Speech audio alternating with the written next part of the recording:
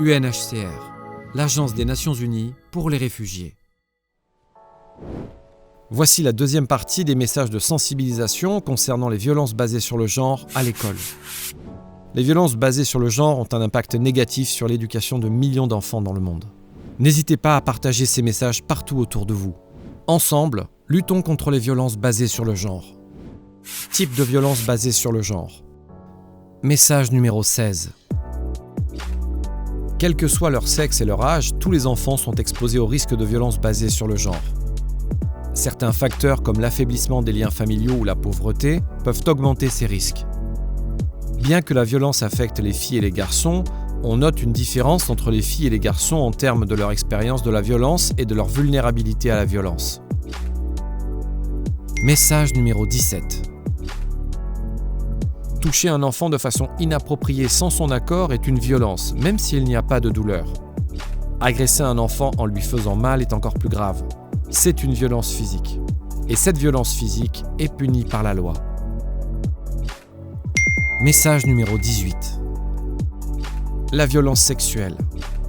Toucher un enfant aux endroits liés à l'intimité corporelle, sexe, fesses, seins, bouche, ou demander à un enfant de toucher ces endroits est très grave. Il s'agit d'une violence qu'on appelle la violence sexuelle. Et cette violence est punie par la loi. Les garçons peuvent aussi être victimes de violences sexuelles, même si cela reste encore tabou. Selon la loi, avant l'âge de 18 ans, les enfants ne sont pas assez matures pour donner leur accord. Message numéro 19. La violence sexuelle. Manipuler un enfant à dire ou à faire quelque chose comme des attouchements sexuels sans qu'il ne s'en rende compte en utilisant la gentillesse, des promesses ou du chantage, c'est une violence sexuelle. Cela concerne les filles et les garçons. Et cette violence est punie par la loi. Message numéro 20. Le viol. Mettre un objet, un doigt ou un autre sexe dans le sexe, l'anus ou la bouche d'un enfant est un viol et c'est interdit par la loi du pays. Cela concerne les filles et les garçons. Si un enfant est victime de viol, il doit en parler directement à un adulte en qui il a confiance pour qu'il le protège. Message numéro 21. Le mariage des enfants.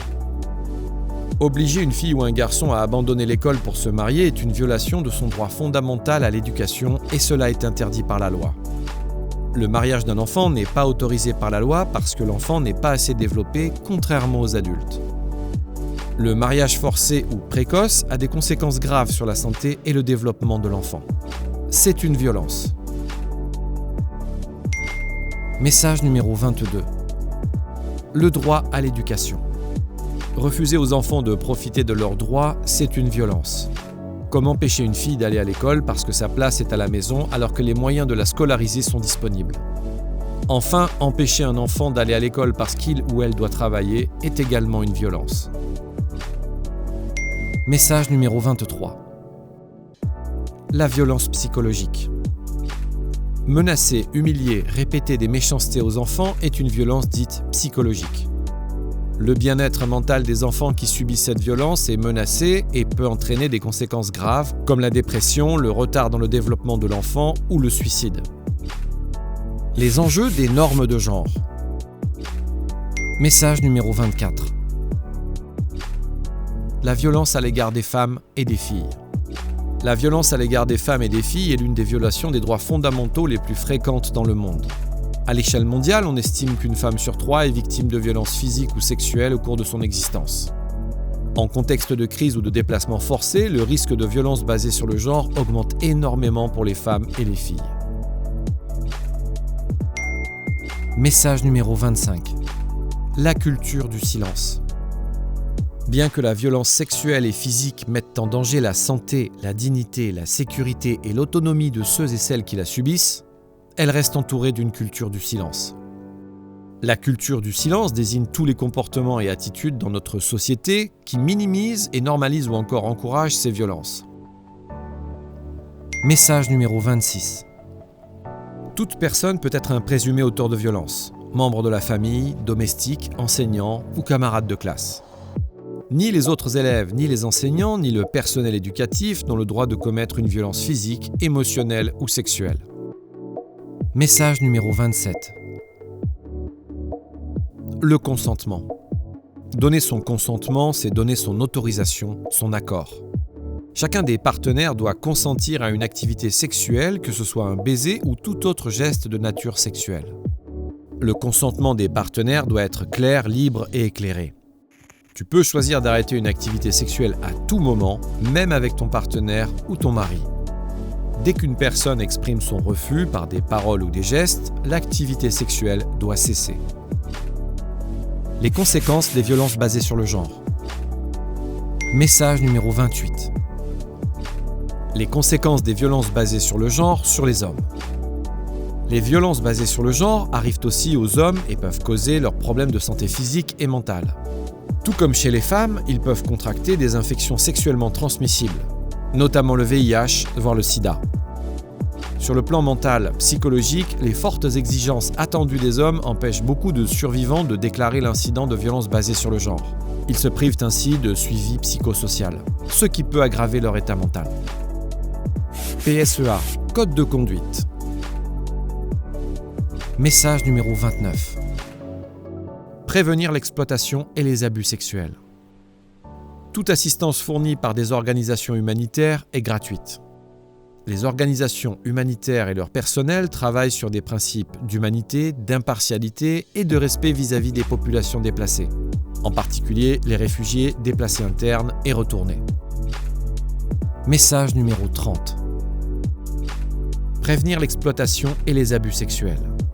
Les relations sexuelles et liaisons sexuelles entre les populations déplacées et le personnel humanitaire sont interdites, car elles impliquent des relations de pouvoir inégales. D'un côté, des personnes vulnérables, les populations déplacées, et de l'autre côté, des personnes avec un pouvoir de décision, tout humanitaire qui peut à tout moment abuser de ce pouvoir.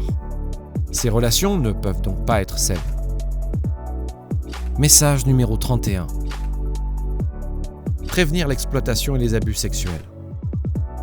Les travailleurs humanitaires du HCR ou d'autres agences ne doivent jamais vous demander de l'argent, de rapports sexuels ou quoi que ce soit en échange de services. Si un travailleur humanitaire vous promet une assistance en échange de l'argent, il commet une fraude grave. Message numéro 32. Prévenir l'exploitation et les abus sexuels. L'abus sexuel est une menace ou un dommage physique réel de nature sexuelle. Si on vous a demandé ou on vous a forcé à avoir un rapport sexuel afin d'accéder à des services, c'est un délit grave qui porte un nom, l'exploitation. Le HCR a une politique de tolérance zéro contre la fraude, l'exploitation et les abus sexuels. L'importance de l'éducation. Message numéro 33. Le droit à l'éducation. L'éducation est un droit humain primaire. Pour ceux et celles forcés de fuir, l'éducation est un droit et une priorité, et non un privilège.